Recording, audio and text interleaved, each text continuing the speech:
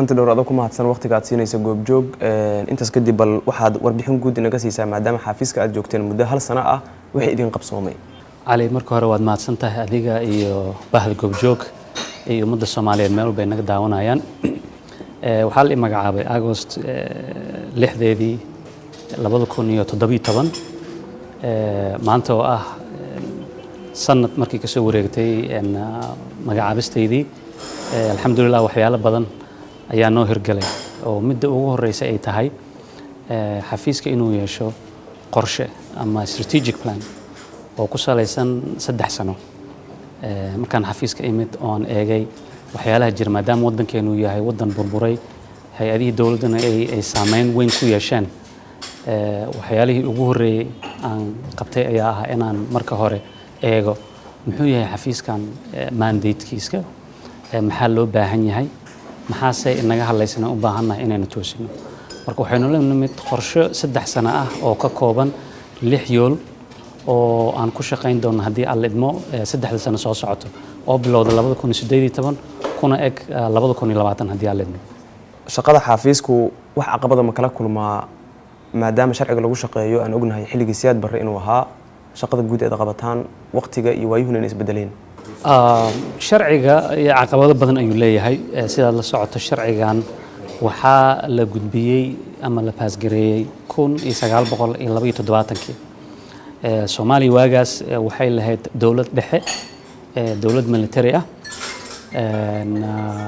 maysan ahayn dawlad federaali ah oo dimuqraadiyad leh 2012 Soomaaliya waxay go'aansatay inay federalism qaadato oo ay yeelato dawlado federaali ah oo iyo dawlad dhexe sharcigan dhibaatooyinka uu leeyahay waxay tahay number 1 isagoo ah sharci maanta aan la jaan qaadi karin adduunka meeshuu marayo waagaas wuxuu ku base gareysnaa sharcigan judicial moralka wax la yiraahdo waxa kaliya la eegi jiray waxay ahayn khasnadaha iyo lacagta baxday iyo xisaabaad kaliya hadda auditkii wuu isbedelay waxyaalaha la fiiriyay waxaa ka mid ah financial management compliance wax la yiraahdaa jira shuruucdii in la raacayo si wacan loo isticmaalayo iyo performance hay-adihii dawladda waxyaalihii loo idmaday ma u qabanayaan sida loogu talagalay marka sharcigan waxaan rajaynaynaa aan hadda soo gudbinay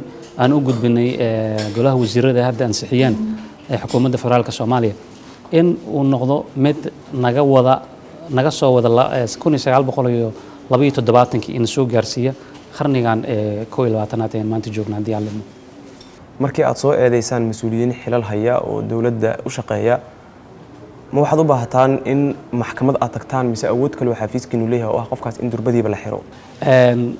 sharciga hadda aanu qabno qodob ka mid ah meeshaas ku jiro wuxuu ina siinayaa haddii qofkii alaaba qofka marka la eedeeyo eedeynta iskama timaado waxaan raacnaa process ayaa jira oo haddii qofka loo tago ay wax jiraan la rabo in uu nagula macaamiltamo uu raaco habraac ayaa jira waxaa dhici karta qofkii inuu diido habraacaas investigationkeena haddii aan aragno wax lid ku ah hantida qaranka markaas meesha taallo sharciga hadda jira wuxuu ina siinayaa in hay-adaha amniga si waqti gaaban ama temporary ah qofkaas inay noo sii hayaan ilaa waxaan u baahanahay aan ka soo dhamaysanayno looguna gudbinayo xafiiska xeerlaaliyaha guud oo run ahaantii ah meesha laga process gareeyo wixii cases ah. hanti dhowr xafiiskaaga waxaa lagu sheegaa oo bulshadu aaminsan tahay inuusan madax banaaneen arrinka maxaa ka jira? waa garyaqaanka xafiiska hanti dhowrka iyo bangiga dhexe saddexda hay-adood dastuurka federaalka Soomaaliga uu sheegayo madax bannaan inay helaan madax bannaanida lagu sheegayo maaha inaad tahay hay-ad iska taagan dhinaca laakiin si ay u shaqeeyaan loo helo hab wanaag dawladdiina lagula xisaabtamo waa inay jirtaa isla xisaabtan oo balance garaysan taas macnaheedu muxuu yahay xafiiska inuu u madax bannaan yahay qofka hoggaanka hayo hogaamiyaha iyo madaxda sare inaysan wax pressure haysan ka dareemin golihii fulinta for example waa dadkii lala xisaabtamayay iyo madaxweynihii sidoo kalena inaysan wax pressure aysan ka helin golihii shacabka marka waxaa jira shuruuc uu adduunka ku dhaqmo oo la soo hormariyey khaasatan waddamadan dimuqraasiyada qaatay oo loo baahan yahay in xafiiskan uu madax bannaani helo howshiisa siduu u qabsan karo isagoo wax cabsi aysan ka jirin hay-adaha dowladda uu la shaqeeyo ama pressure aysan jirin. madax bannaanida waxaa kaloo laga hadlayaa budgetka maaliyadda xafiiskan. hay-adaha aad baaris ku leedahay way adag tahay inay budgetkaaga adiga kuu sameeyaan. hay-adaha aad baarista ku leedahay way adag tahay inay shaqaalahaagii ay kuu shaqaalaysiiyaan, leanna waad fahmi kartaa qofkii accountability aad ugu tegaysay haddaad tiraahdo ii keen qofkii hawsha ii qaban lahaa aniga. laakiin wada shaqayn ayaa jirta. waxaa jira marka principles adduunka uu ku dhaqmo oo dastuurkan 114 qeexaya halkaana aan taabanaynin ogolaanayana xafiiskan madax bannaanidiisa inuu helo. waa wax nagu cusub annaga waxaan.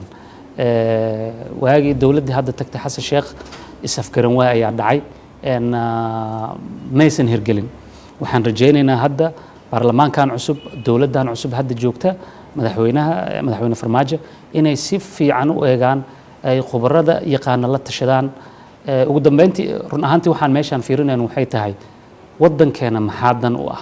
waa inaan fiirinaa 20 sano 30 sano 50 sano hadda soo socda sidii aan horumar u gaari lahayn oo aanan eegin waqtigan aan joogno kaliya maxaa inoo dan ah.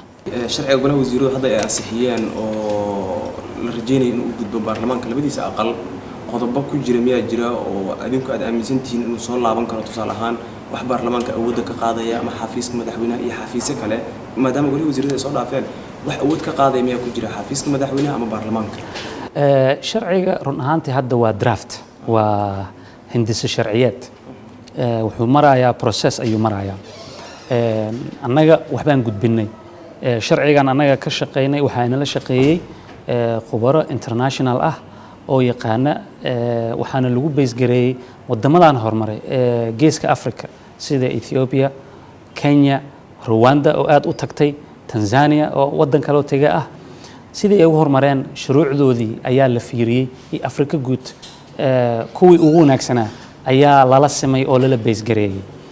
marka mar raba inaan ka hor dhaco wixii ku jira iyo waxaan ku jirin process ayuu marayaa. hadda waa golihii wasiirada ayaa ansixiyey. waan ugu mahad celinaynaa inay waajibaadkooda dastuuriga ka guteen.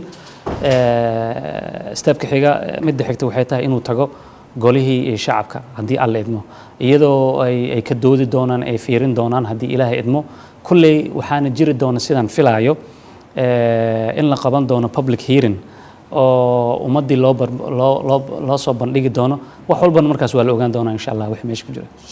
halkii sano wada xafiiska joogteen shakhsi ama hay-ad aad dacweyseen oo lala xisaabtamay ma jiraa? sanadkan shaqaynaya ilaa hadda waxaan gudbinay 6 iyo 7 case intay yihiin ma aqaano oo isugu jiraan madax xadgudub ku samaysay hanti qaranka ama ku takrifashay awooddoodii xafiiseed iyo kuwa hooseba labadoodaba. wax walba oo aan gudbinay cadeymahooda ayay lahaayeen. xafiiska xeer ilaaliyaha guud ayaa hawshaas leh, loo baahan yahay inay dabagalaan oo ay ka shaqeeyaan, iyaga ayaana faraha ku haya. ugu dambeyntii hanti dhowre fariintaada guud ee bulshada iyo mas'uuliyiinta xilalka hay'adda u dirayso ee la xiriirta inay fahmaan shaqada xafiiska hanti dhowrka maxay tahay? run ahaantii Soomaalida dhan walbaba waa hadda midaan ka hadlayay waa dad jecel wanaaga, daacadnimada, musuqana nacab. kaysaskan annagana soo gaaray maysan noo imaanin. shakhsiyaad muwaadiniin Soomaali ah ayaa ina soo gaarsiiyey oo inala soo socodsiiyey. hawsheennii sidaas ayaynu ku bilaabanay, sidaas ayaynu wax ku socodsiinay.